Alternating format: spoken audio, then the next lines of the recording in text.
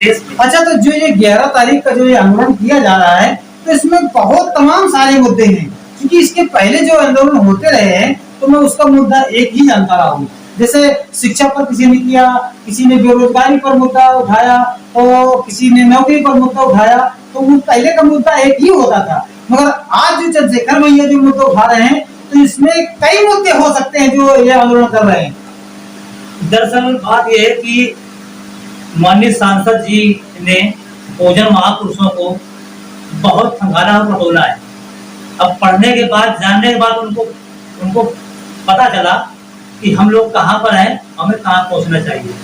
तो ये मुद्दे, अब तक जो मुद्दे उठाए जा रहे थे वो सिर्फ एक इस तरह के थे कि पॉलिटिकल मुद्दे थे, वोट लेने के लिए। लेकिन ये जो मुद्दे दिए जा रहे हैं ये पूरे देश को सशक्त बनाने के लिए, देश को सुचारू रूप से चलाने के लिए और यहाँ की जो कानून व्यवस्था है उसको सुदृढ़ करने के लिए, मजबूत करने के लिए, देश को समृद्धशाली बनाने के लिए जो मुद्दे माननीय सांसद जी ने उठाए हैं, मुझे लगता है कि लोगों को अब निकल कर आना चाहिए और आ करके जंतर मंतर में पूरा बता देना चाहिए कि हम लोग अब न्याय की लड़ाई लड़ेंगे और लड़ करके सरकार को मजबूर कर देंगे कि हमें न्याय चाहिए, अगर नहीं देंगे तो हम छीन भी लेंगे। अच्छा, तो आप ये बताइए, अपना परिचय दीजिएगा। जी, मैं सबसे पहले सभी को नमो बुधाए। मैं अमृत सिंह प्रसाद, नास्तिक एएस निषाद, नंबर सदमारक राइट नंबर, जो सोशल मीडिया में इनका यूट्यूब चैनल है।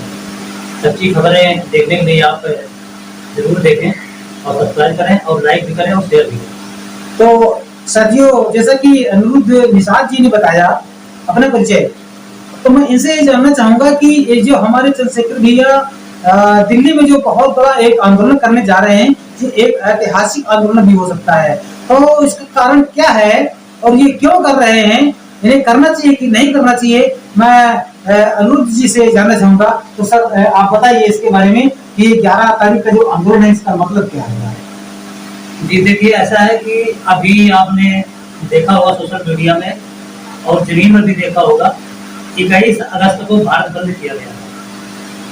पूरे देश में ये भारत बंद सफल रहा और इसको चलते हुए हमको भी समझ में आ गया कि हमारे साथ में लोग हैं, न्याय के साथ में लोग हैं। इस देश में जो न्याय व्यवस्था गड़बड़ हो गई है, कमजोर हो गई है, उसको सुदृढ़ करने के लिए हमें इस तरह के आंदोलन करने चाहिए। इसी को चलते हुए आपने देखा होगा कि आपको जानकारी मिली होगी कि 11 सितंबर को 2024 को जो जंतर मंतर पर बहुत बड़ी रैली होने जा रही है, दिल्ली पूरी नीली होने जा रही है। इसको लेकर के नगीना सांसद माननीय चंद्रशेखर रमण जी ने ऐलान कर दिया है और मुझे लगता है कि कई लाख लोगों के जाने की संभावना वहां पर है, जैसा कि मुझे ग्राउंड रिपोर्ट मिल रही है। अच्छा, ये जो रैली की जा रही है इसलिए की जा रही है कि इस देश में आपने देखा होगा कि बहुत सारे पार्टियों ने ये मुद्दे उठाए, चाहे वो कास्ट सेंसर हो, चाहे वो आरक्षण का मामला हो, लेकिन वो उनका केवल जुमला ही रह गया। चुनाव होने के बाद वो लोग भूल गए, लेकिन माननीय सांसद जी चुनाव जीतने के बाद जैसे पहले भी थे, आज भी जनता और देश के साथ में उसी तरह खड़े हुए हैं। तो ये जो रैली निकाली जा रही है, तो आप समझ सकते हैं कि जिस तरह से ओबीसी के ऊपर क्रीमी लेयर लगा हुआ है। अब क्रीमी लेयर क्या है कि जिसके दांत हैं उसको चने नहीं दिए जाएंगे, जिसके दांत नहीं है उसको चने दिए जाएंगे, अर्थात वो खा ही नहीं पाएगा। अब आप समझ सकते हैं कि ओबीसी का बंदा, कोई व्यक्ति, अगर उसकी सालाना इनकम 6 से 8 लाख रुपए है तो क्रीमी लेयर में आता है, अर्थात वो ओबीसी कैटेगरी से कोई भी नौकरी नहीं कर सकती है। दूसरा, जिसकी इनकम 6 लाख रुपए है, 12 लाख रुपए है, जो जनरल कैटेगरी में है, वो गरीबी रेखा में आ रहा है, लेकिन ये नहीं आ रहा है। इसी तरह से SC ST। अच्छा, कुछ मैंने ऐसा भी सुना है कि जिसका बाप नौकरी कर रहा है, सरकारी नौकरी कर रहा है, जिसका पिता, तो उसका बेटा वो नौकरी का हकदार नहीं हो, क्या ये बात सही है? देखो ऐसा है कि लोगों ने इसको गलत इम्प्लीमेंट किया। कैसा किया? आरक्षण को गरीबी हटाओ आंदोलन बना दिया। गरीबी हटाओ आंदोलन नहीं है ये मामला हिस्सेदारी का है। अब एससी एसटी के ऊपर जो क्रीमी लेयर लगाने की जो बात की जा रही है, तो सरासर नाइंसाफी है। अर्थात जाति को जाति पर लड़ाया जाएगा, समझ रहे ना? और प्राइवेट सेक्टर में आरक्षण नहीं है। वहां पर जब आरक्षण नहीं है तो प्राइवेट सेक्टर में भी हमारे लोगों को आरक्षण मिलना चाहिए, यदि प्रतिनिधित्व मिलना चाहिए। इतने परसेंट हम लोग भी उसमें रहेंगे, जिससे आधार से हमारी संख्या है, उससे हमारी संख्या सुनिश्चित होनी चाहिए। इसको सरकार हटाने काम कर रही है। ये रैली का मुख्य उद्देश्य यही है कि इस देश में जाति के आधार पर हमें प्रतिनिधित्व चाहिए, हिस्सा चाहिए, चाहे वो प्राइवेट सेक्टर हो चाहे वो सरकारी सेक्टर हो। जी अच्छा, तो मैं इस तरह से क्या ये मैं कह सकता हूँ कि जो जनगणना है, तो क्या जनगणना का भी मुद्दा इसमें रैली में चंद्रशेखर भैया कर रहे हैं? जनगणना का मुद्दा तो अपने आप बन जाता है, मुद्दा बनाने की बात नहीं है भाई। किसी को आप अगर हिस्सा देंगे तो उसकी गिनती करेंगे पहले।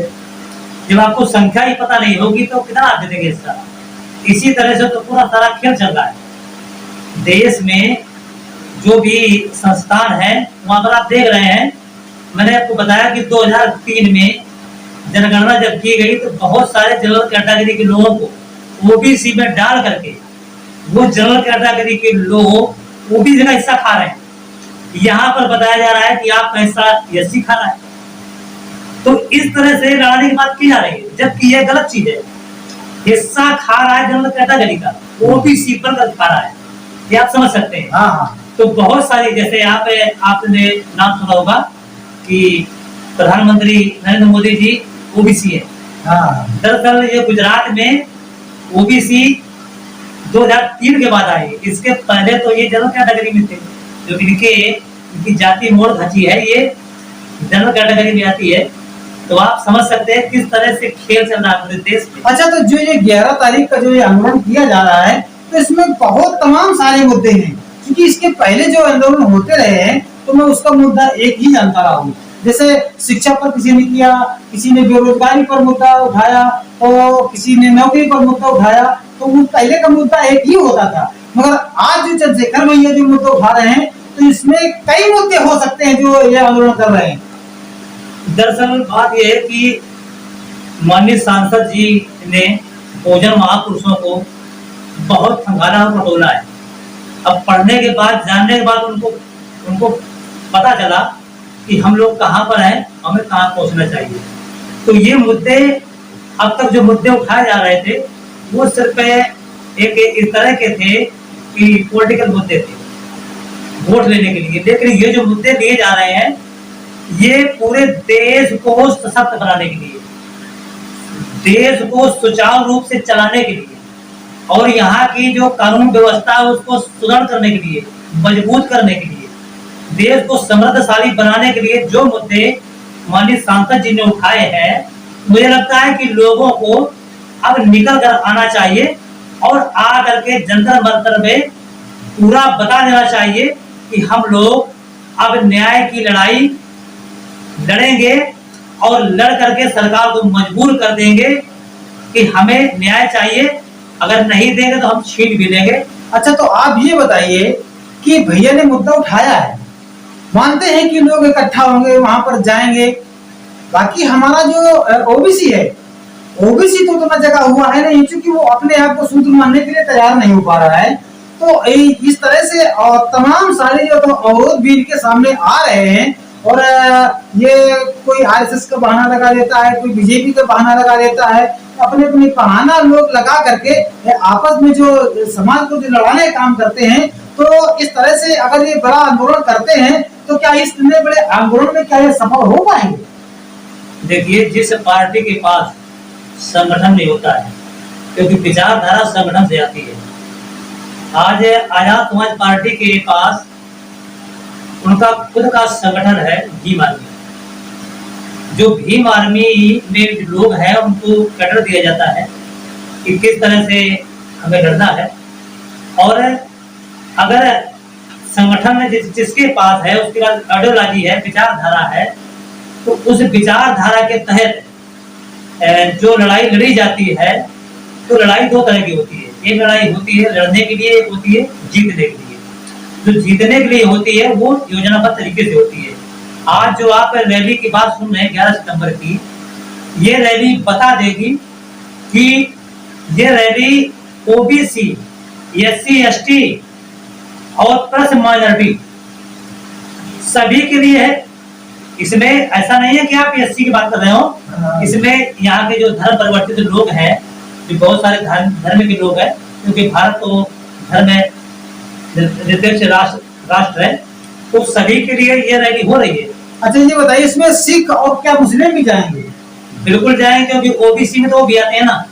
ओबीसी की जब आप गिनती करेंगे, ओबीसी में धर्म परिवर्तित भी लोग आते हैं, जो अल्पसंख्यक जिनको कहा जाता है। दरअसल वो अल्पसंख्यक इस समय नहीं है, तो वो भी इसी में आते हैं, तो उनको भी आना चाहिए। तो मुझे लगता है कि इसका ध्रुवीकरण करने के लिए मानवर सांसद जी ने ऐसा किया है। अगर इस तरह हो रहा है और लोगों के हक अधिकार की उन्होंने बात उठाई है, उनको कोई लाज भी नहीं है, क्योंकि इस समय तो पदासीन है, सांसद भी है, इस समाज के लिए, देश के लिए कर रहे हैं, तो लोगों को आना चाहिए और बड़ी संख्या में आना चाहिए। अगर इस तरह हो रहा है तो मुझे लगता है फायदा होने वाला है ओबीसी को, एससी, एसटी और देश के तमाम जो धर्म परिवर्तित लोग हैं उनको फायदा होने वाला है। चलिए बहुत बहुत धन्यवाद। तो इस तरह से ये मालूम हुआ कि हमारे चंद्रशेखर भैया जो 11 तारीख को जो एक आंदोलन करने जा रहे हैं, ऐतिहासिक आंदोलन बनाने जा रहे हैं, तो इस आंदोलन का मतलब है कि यहाँ पर जो हमारा समाज को जो लाभ नहीं मिल पा रहा है, जो कहीं क्रीमी लेयर लगा रहे हैं, कहीं आरक्षण खत्म कर रहे हैं, और कहीं जो तो हमारी माँ बहन बेटियों का जो सामूहिक जो बलात्कार हो रहा है, तो ये तमाम सारे मुद्दों को लेकर के जो भैया एक वहां पर लड़ाई खड़ी करने जा रहे हैं, तो इस लड़ाई को हमारे सब मिल बांट करके लड़ना चाहिए और चंद्रशेखर भैया को हमें साथ देना चाहिए। ये बात बिल्कुल सही है ना? मैं तो यही कहूँगा आखिरी में, इस साथ प्रयोग अगर हम इस समय नहीं कर रहे हैं तो आप केवल रोते रह जाएंगे और चिल्लाते रह जाएंगे, कुछ मिलने वाला नहीं है। क्योंकि आए दिन घटनाएं बढ़ने का नाम ले रही हैं, घटने का नाम नहीं ले रही हैं। उसी के चलते यहाँ के तमाम एससी, एसटी, ओबीसी प्लस यहाँ की जो माइनॉरिटी है, जो धर्म परिवर्तित लोग हैं, सभी को बड़ी संख्या में आ करके इस आंदोलन को सफल करना चाहिए। जंतर मंतर को भर देना चाहिए, पूरा नीला कर देना चाहिए। जय भीम, नमो बुद्धाय। चलिए जय भीम, नमो बुद्धाय। साथियों, वीडियो को आप लोग सब्सक्राइब जरूर कर लीजिएगा हमारा चैनल, क्योंकि हमारा चैनल बहुत मेहनत करता है और मेहनत कश लोगों के पास में जाता है। गरीब, मजलूम, बेसहारा और अपने भोजन समाज पर होने वाले अन्याय, अत्याचार की बात को उठाने वाला एक बहुत बड़ी आवाज है हमारा राइट नंबर। इसलिए इसको सब्सक्राइब कर लीजिएगा, लाइक करना बिल्कुल मत भूलिएगा और साथियों को शेयर जरूर कर दीजिएगा और कमेंट में बताइएगा कि ये वीडियो आपको कैसा लगा, ये विचार आपको कैसे लगी। इसी के साथ में जय भीम, नमो बुद्धाय, जय भीम।